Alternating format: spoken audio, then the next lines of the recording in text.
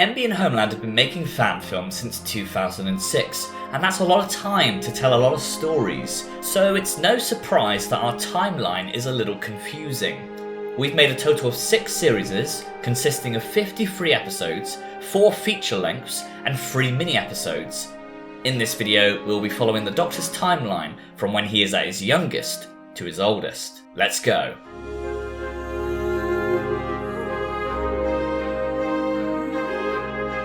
As previously mentioned, there are a lot of Doctor Who stories to cover, and it would take too long to go into detail of all of them. You are absolutely useless. So I'm going to be looking at what I refer to as pivotal moments in the Doctor Who timeline. Yes! Oh, and it goes without saying, spoilers ahead. 218 days before The Timeless Children aired on the BBC, MB and Homeland released their own Doctor Who origin story. And sadly, they both contradict each other, meaning in our timeline, the Timeless Child never happened. Our earliest appearance of the Doctor is actually a young First Doctor. However, he didn't go by that name at the time. The reason the Doctor travels around the universe saving people in the first place is because he's trying to undo the mistakes he made as a young man.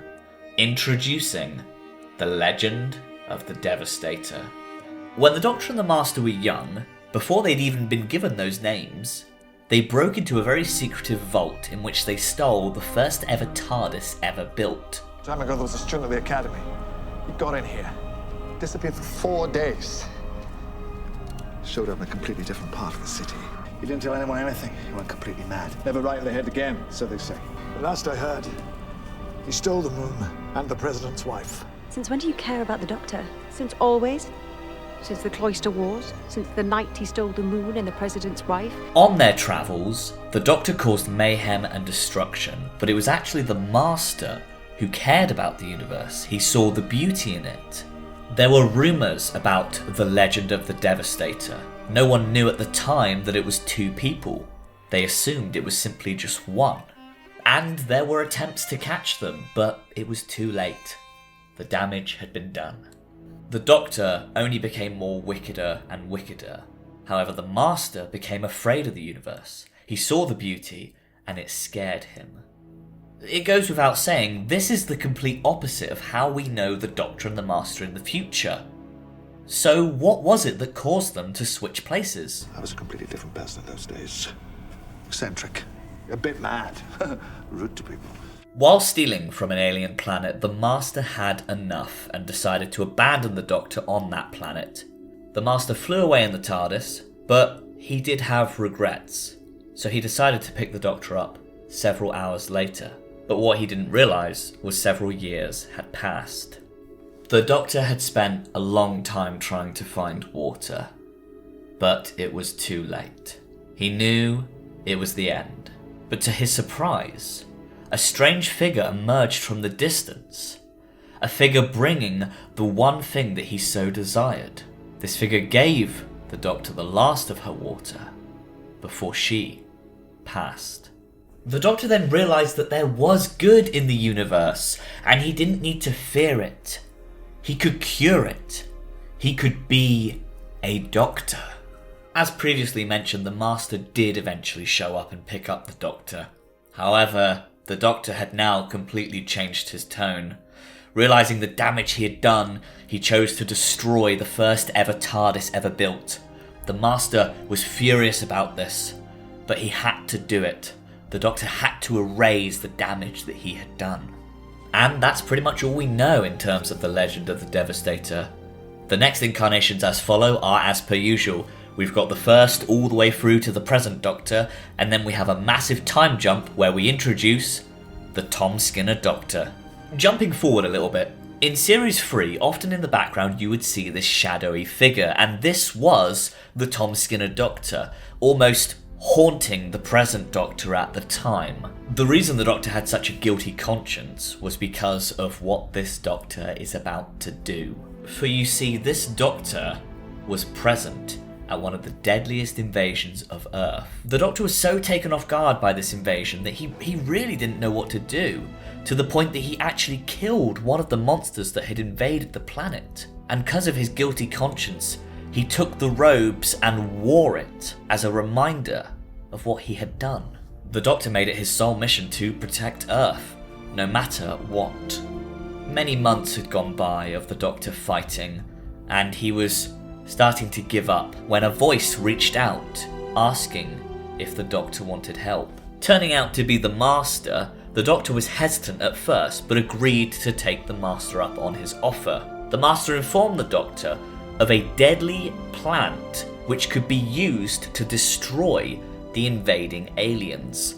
All the Doctor's got to do is get this poison, put it into a bomb, fly the TARDIS into the Earth's atmosphere, and then drop it on the planet below. And so he does. It is only as the bomb is falling to the planet's surface that the Master informs the Doctor he lied. The poison isn't deadly to these aliens, but it is deadly to humans, meaning the Doctor has just dropped a chemical weapon on the Earth and is about to wipe out the species that he has loved for many, many years. But before the bomb can even hit the planet's surface, the Doctor can't bear to watch. He flies away and doesn't look back, and he never sees the impact of what he has done. With a broken heart having done what he has just done, this triggers a regeneration. And that's all we know for the Thomas Skinner Doctor, and he regenerates into, yours truly, the Mark Bray Doctor. First appearing in 2006 and being the first fan films we ever made, the Mark Bray Doctor goes on several adventures trying to forget what he has done in the past. Also, at some point during his adventures, the exterior turns into a very small box, and the interior of his TARDIS turns into what looks like a shed. He makes many companions, but most well known is a guy called Ben Taylor, who on one adventure gets his arm upgraded into a Cyberman's arm. This affects his mind and causes him to betray the Doctor. We see him attack the Doctor midway through the TARDIS being destroyed. Ben Taylor then dies, and sadly, just like that, the Doctor regenerates. Introducing the Samuel Moore Doctor. Now, this Doctor had a lot of episodes, a total of 43 appearances to be precise. As well as that, he had a lot of companions, so I'm going to try and quickly shoot through all of them. We've got Daniel Jefferson, we've got Ashley Winch, George Fisher, Luke Willems, Tiana Willems, Sergeant Eccleston, Foodie, the Deacon, Ethan Walker, Abigail Rose, and he also travelled with the Conductor and Rassilon at one point. This is also one of the rare occasions we learn the Doctor's age. I'm the Doctor. I'm over 7,000 years old. There are a lot of adventures that take place during this Doctor's run, so I'm going to look at the pivotal moments. Early on, this Doctor learns about a thing called the Key of Eternity that was created by one of the Time Lords. This key was so powerful it could control all of time. Remind you of anything? There were attempts to destroy this key, but all failed. The only thing they managed to do was to break it in two. So they decided to give one half to the Doctor and one half to the Master, two people who would never ever work together. However, to get close to the key, the Master does something incredibly wicked. He disguises himself as one of the Doctor's companions. Without the Doctor knowing this whole time, his companion, Daniel Jefferson, was the Master all along. Sadly, attempts to get the key failed for the Master, and in the end the Doctor finally managed to return it to its rightful place and have it destroyed by the Time Lord who invented it, Omega. We also loosely imply that maybe Omega is the Master's father. Daddy? But, moving on. Samuel Moore's Doctor does have his own Three Doctor adventure, where he's reunited with his former faces, the Tom Skinner Doctor and the Mark Bray Doctor. The Mark and Sam Doctor are not too pleased to see Tom Skinner's Doctor, though. They have a lot of blame towards him because of what had happened during the war he fought in. However, as previously mentioned, the Tom Skinner Doctor, who dropped the bomb from his TARDIS, never actually saw the impact, and so time is sort of in a state of flux because it hasn't really happened, but it still could happen. The Doctors put their heads together to try and think of a way to stop that bomb from landing on the planet below, but none of them could come up with a solution. They are all aware that the Earth can still be saved, the bomb is still falling, but they just don't know how to save it yet. While on his travels, the Doctor comes across a weapon that he knows very little about. When activating it, he realizes that it alters the DNA of an alien species, in particular, the same alien species that invaded Earth. The Doctor then realizes that this weapon can be used as a solution. The Doctor now knows why the aliens attacked Earth in the first place, so he can now use this weapon as an antidote to stop them. The Doctor then travels to the same year that the war took place on Earth. However, because there are two Doctors inhabiting the same time zone, the Doctor temporarily changes his name to the Warrior just to not alter his past too much. As previously mentioned, the Doctor now has the weapon, so he can now undo all the damage these aliens have done. So he simply reverses the polarity, and the aliens go back to normal. However, there's still a bit of a problem, a pretty big problem. There's a bomb that's about to get taken into the Earth's atmosphere and dropped, and the Doctor's got to figure out a way to stop it. Running out of time, and the Doctor without a plan, the then companion Foodie decides to take the Doctor's TARDIS, fly into the Earth's atmosphere, and physically catch the bomb as it falls to the Earth. It closes the TARDIS doors, and the bomb detonates the poisonous gas inside the TARDIS. By doing this, Foodie sacrifices his life to save the Earth. Now, Tom Skinner's Doctor is unaware that this has even happened, and his timeline carries on as per usual. Now, with the war over and Foodie sadly gone, the Doctor leaves in the TARDIS with the Deacon to carry on his adventures. Because of their history of interfering with time, the Deacon and the Doctor get in trouble with a branch of the Shadow Proclamation known as the Time Council. The Time Council punish the Doctor and the Deacon by giving them community service. They have to do this on Earth while their TARDIS is disabled, meaning there's nowhere to go. It's during this period of time that they meet Ethan Walker and Abigail Rose. As time goes on, they learn that the branch of the Shadow Proclamation, the Time Council, aren't who they say they are. They're actually original Gallifreyans who lived on Gallifrey before the Time Lords did, and they're hell-bent on seeking revenge. Luckily, the Doctor defeats them, and just in the nick of time, but sadly, they do escape. The Doctor gets himself in a very difficult situation. He gets kidnapped by a cannibal known as Alexandria, who takes one of his organs and plans on using it to clone the Doctor and take the TARDIS for herself. Luckily, the plan does not go into fruition, but with the Doctor missing an organ, it does mean regeneration is not too far away. The Doctor's final battle is definitely one to remember. We learn about this thing called the Heart of Darkness, which funnily enough Alexandria is after. You've also got to remember the Doctor is in a lot of pain and is holding off regeneration, so he's really struggling to try and win the day. Because of this, he's not there to be able to save Abigail when she's murdered on her wedding day by Alexandria. This makes Ethan distrust the Doctor a lot, which makes things even harder for the Doctor. The Doctor's trying to save the day, but his own friends, his own companion, are not helping him. It turns out the main purpose of the Heart of Darkness is to ignite water, of which there is plenty on the planet Earth. Alexandria would then feed off of this energy that she has caused. Luckily, the Doctor does stop Alexandria, but the Heart of Darkness is still a risk, and it is still counting down. They all head back to the TARDIS, and they search on the TARDIS database to try and find a planet that is incredibly hot, incredibly dry, and without any water. The reason being is because if they drop the Heart of Darkness off on a planet like that, it won't detonate because there won't be enough water in the atmosphere, so it will disable itself. They find a planet, but for some reason the TARDIS is refusing to land, so the Deacon decides to teleport to the planet using a vortex manipulator. Their plan works, the Heart of Darkness doesn't detonate, and via a communication device they're able to keep in touch with the Deacon. But something goes wrong. They can hear her, but for some reason she can't hear them. The Doctor then hears a voice that he has not heard in a very long time. The voice of his former self. The voice of when he was so much younger. When he was the Devastator.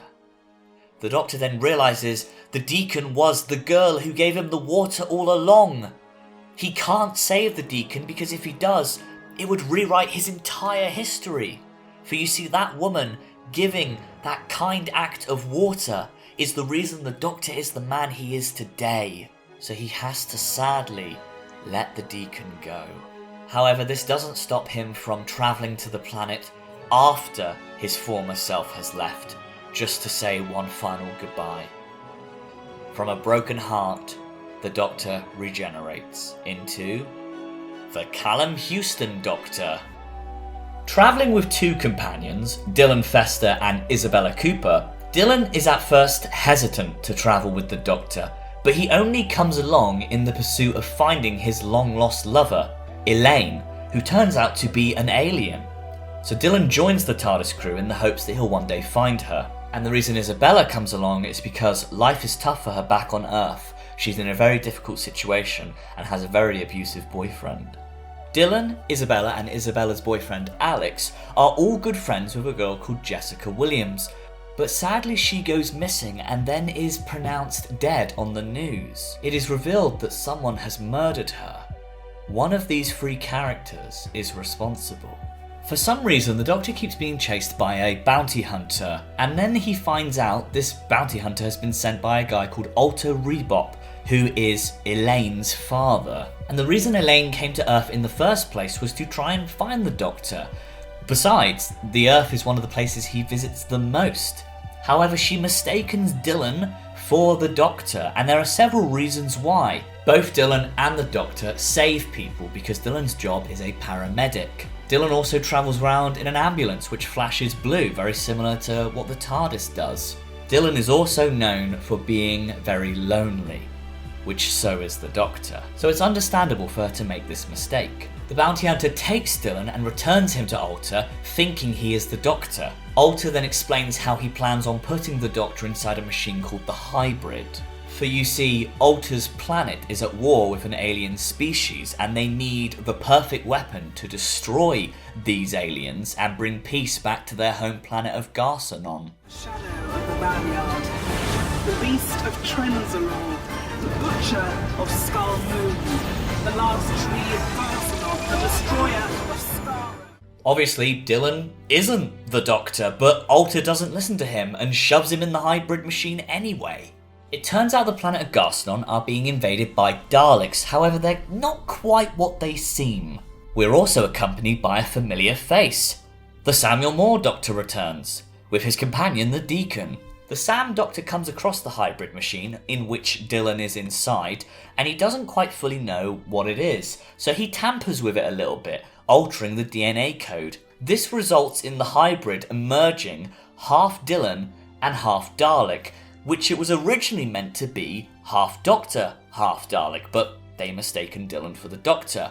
But because Sam's Doctor tampered with the hybrid, it hasn't fully gone through properly.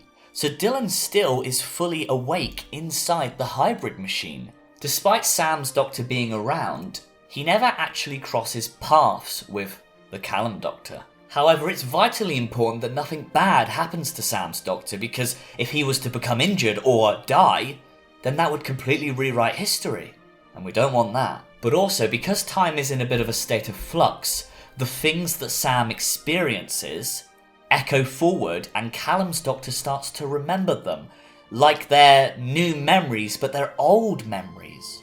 We also finally figure out who murdered Jessica Williams. It was Isabella, and this puts a bad taste in the Doctor's mouth towards her, towards anyone. The Doctor has spent a long time saving humans, but what have they ever done for him? Luckily, the Doctor does come around, and he manages to save the day in the end. However, it does come at a cost. Both of his companions are injured, bleeding out. However, he doesn't have enough time to save both of them. We leave it up to the audience to pick which companion the Doctor should save. Because this video is called Our Timeline, I can confirm that the correct canon ending is Save Isabella. So sadly, Dylan does pass, and the Doctor returns Isabella to Earth, where she can face justice for what she did to Jessica Williams. We then see the Doctor fly off in the TARDIS, and that's the last we see of him. There are a lot of episodes I never even got to talk about because we would have been here all day, and a lot of really fun stories, so I advise you go check them out in your own time if you haven't done already. And hopefully this brings some insight into our Doctor Who timeline. We hope you've enjoyed.